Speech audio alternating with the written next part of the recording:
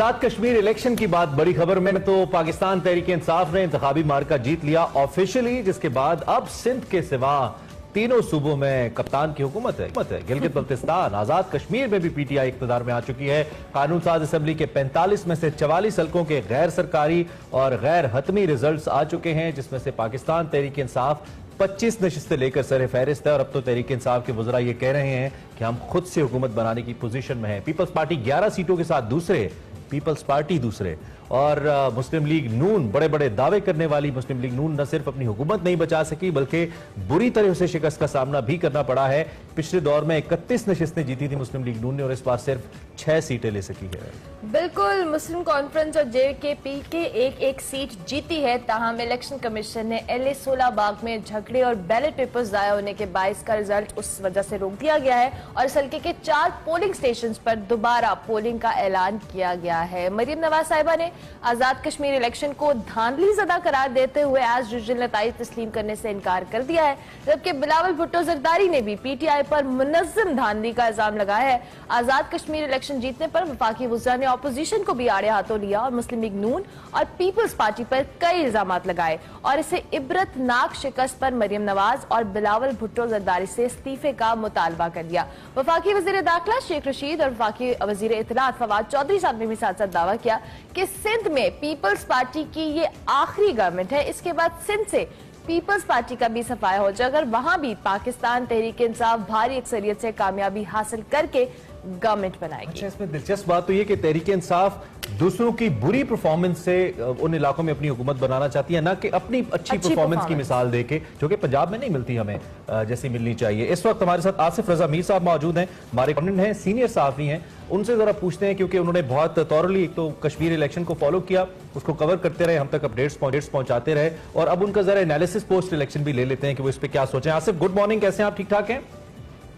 जी बहुत शुक्रिया आपको और सब नाज़रीन को मेरी तरफ से अस्सलाम वालेकुम सलाम। बहुत शुक्रिया, आप आपको देखते रहे, बड़ी जबरदस्त कवरेज भी हुई और बड़ा इन्फॉर्म भी आपने हमें रखा। लेकिन फिर वक्त जो सूरत हाल सामने आई है, एक तो ओवरऑल जरा नक्शा खींचिएगा इस इलेक्शन को, आप इस इलेक्शन को कैसे देखते हैं? अवामी टर्न आउट को लेकर जिस तरीके से अवाम ने पार्टिसिपेट किया, इक्का दुक्का नाखुशगवार वाकयात भी हुए, ओवरऑल आप बीइंग कोरेस्पॉन्डेंट कैसे देख रहे हैं इस इलेक्शन को? सेटिस्फाइड हैं आप? ठीक रहा अवाम की पार्टिसिपेशन, अमल दरामद हुआ सारे मामलात के ऊपर? जी बिल्कुल, देखिए जब से इलेक्शन शेड्यूल का ऐलान हुआ उस वक्त से लेकर पोलिंग डे तक और फिर रात गए इलेक्शन के नताइज अवाम तक पहुंचाने तक एक एक लम्हा हमने सारे अमल को बहुत करीब से देखा। देखिए, आज़ाद कश्मीर के इन इलेक्शन को समझने के लिए थोड़ा सा तारीख को जानना बहुत ज़रूरी है। हमारा जो पार्लिमानी निज़ाम है वो 1985 से ऑनवर्ड्स तसलसल के साथ चल रहा है और सिर्फ साबिक हुक्मरान जमात मुस्लिम कॉन्फ्रेंस वो वाहिद खुशकिस्मत जमात है कि जिसको 2 दफा यके बाद दीगरे 2 दफा हुकूमत बनाने का एजाज हासिल है।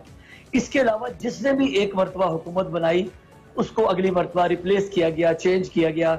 या पाकिस्तान में आपने देखा होगा कि एक मुतालबा ये भी किया जाता है कि भाई पाकिस्तान के इलेक्शन के साथ आजाद कश्मीर के इलेक्शन करवाए जाए, ताकि ये जो धांधली है और ये कहा जाता है कि हमारा इलेक्शन चोरी किया गया है, इससे जान छुड़ाई जाए।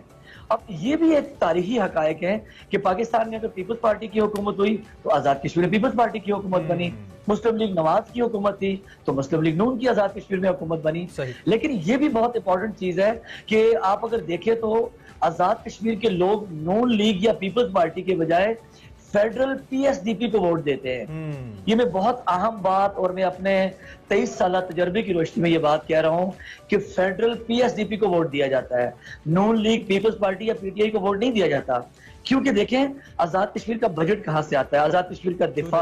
अच्छा, इसमें एक बड़ा अहम कतई कलामी की बात है, एक बड़ा अहम इसमें नुक्ता है, इस पे भी मैं चाहता हूं कि आप अपनी राय हमारे सामने रखें कि हमने जितनी भी इलेक्शन कैंपेन, जितने भी सियासी जलसे देखे, सबने एक दूसरे पे तनकीद तो की। तहरीक इंसाफ ने कुछ हद तक भारत और मोदी पे तनकीद की, नून लीग थोड़ा उसको अवॉइड करती रही, लेकिन तहरीक इंसाफ पे उन्होंने तनकीद के निश्तर चलाए।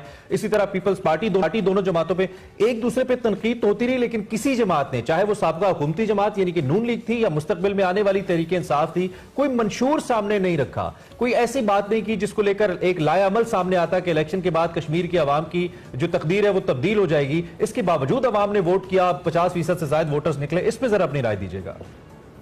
جی بالکل, ہمارا جو اوور آل ٹرن آؤٹ ہے وہ 62% رہا ہے, اور اس میں خواتین کی شرکت انتہائی مثالی تھی. یہ ہے آپ کے سوال کے آخری حصے کا جواب. اور پہلی بات جو ہے وہ جو بہت امپورٹنٹ ہے وہ یہ ہے کہ آزاد کشمیر میں جتنی بھی سیاسی جماعتیں, مسلم لیگ نون ہو, پیپلز پارٹی ہو یا پی ٹی آئی ہو, ان کے آنے سے ایک ماحول تو چارج ہوا, ایک سیاسی ماحول بنا, لیکن کشمیر اور کشمیر کے مسائل اس میں گم ہو گئے.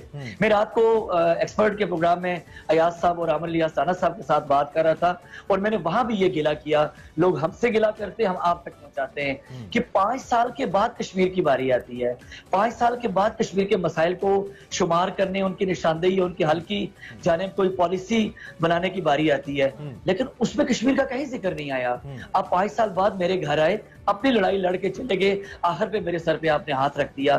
یعنی کہ ہماری بات کسی نے نہیں کی. لوگ کہتے ہیں ہمارے انوائرمنٹ کے ایشوز ہیں, ہمارے جو ہے وہ بے روزگاری کے ایشو ہیں, ہمارے ایل او سی پہ بسنے والے لوگوں کے ایشو ہیں, شہری علاقوں کے مسائل ہیں. کیا کسی جماعت نے اپنے منشور میں اس کا ذکر کیا؟ کیا بڑی پولیٹیکل پارٹیز کے ہیڈ جو آئے انہوں نے اس پہ بات کرنے کی زحمت دوبارہ کی؟ نہیں. وہی پاکستانی پالیٹکس, وہی نفرت, وہی کرپشن, وہی تنزیہ لہجے. اور پھر اس کا حل ہم نے الیکشن ڈے پہ دیکھا بھی, جس طرح لوگ وہاں پہ شہید ہوئے, چاہے وہ کسی بھی پارٹی کے تھے. یہ بھی جی یہ بہت امپورٹنٹ بات کی آپ نے. دیکھیے میں آپ کو ایک روایت بتاتا ہوں. آزاد کشمیر کی یہ جو آپ نے الیکشن میں جو کچھ دیکھا, یہ آزاد کشمیر کی پارلیمانی روایت نہیں ہے. میں مریم بی بی کے ساتھ, ظاہر ہم نے بلاول بھٹو کو بھی کور کیا, آصفہ بی بی کو بھی کیا, مریم بی بی کو. ہم لوگ نیلم جا رہے تھے تو راستے میں ایک جگہ آتی ہے کنڈل شاہی, وہ پیپلز پارٹی کا گڑھ تصور کیا جاتا ہے. مریم بی بی کی گاڑی جب وہاں پہ پہنچتی ہے, پیپلز پارٹی کے کارکن باہر آتے ہیں اور ان کی گاڑی پر گل پاشی کرتے ہیں. مجھے بتائیے کیا پاکستان میں کوئی ایسی مثال موجود ہے؟ یہ ہمارا مزاج ہے, یہ ہمارا رواداری کا ماحول. ایگزیکٹلی, ٹھیک ہے. آج کیونکہ ہمارے پاس ٹائم کم ہے, ہم چاہیں گے اینڈ پہ ایک سوال کہ وزیر اعظم کون ہوگا؟ دیکھیے یہ عزت اور ذلت کے فیصلے تو اللہ کے اختیار میں ہیں. دنیاوی طور پر جو اسباب ہیں وہ اس وقت بیرسٹر سلطان محمود چودھری جو سابق وزیر اعظم ہیں, اور اس کے سربراہ ہیں تحریک انصاف آزاد کشمیر کے, ان کا نام سر فہرست ہے. پھر تنویر الیاس ہیں, ان کا نام ہے. پھر سابق سپیکر انوار الحق. لیکن میں یہاں یہ کہنا بھی ضروری سمجھتا ہوں کہ جس طرح پاکستان کرکٹ ٹیم بعض اوقات آپ کو ایک بہت بڑا سرپرائز دیتی ہے, زمبابوے سے بھی ہار سکتی ہے, آسٹریلیا کو بھی شکست دے سکتی ہے. آپ کہتے ہیں کوئی نئے بزدار صاحب آ سکتے ہیں. اچھا نہیں, لیکن اب آپ کے تجربے کا پھر کچھ تو فائدہ ہو نا, اپنا تجزیہ آپ دے دیجئے کہ آپ کا تجزیہ ان شخصیات میں سے کس کی جانب جا رہا ہے زیادہ؟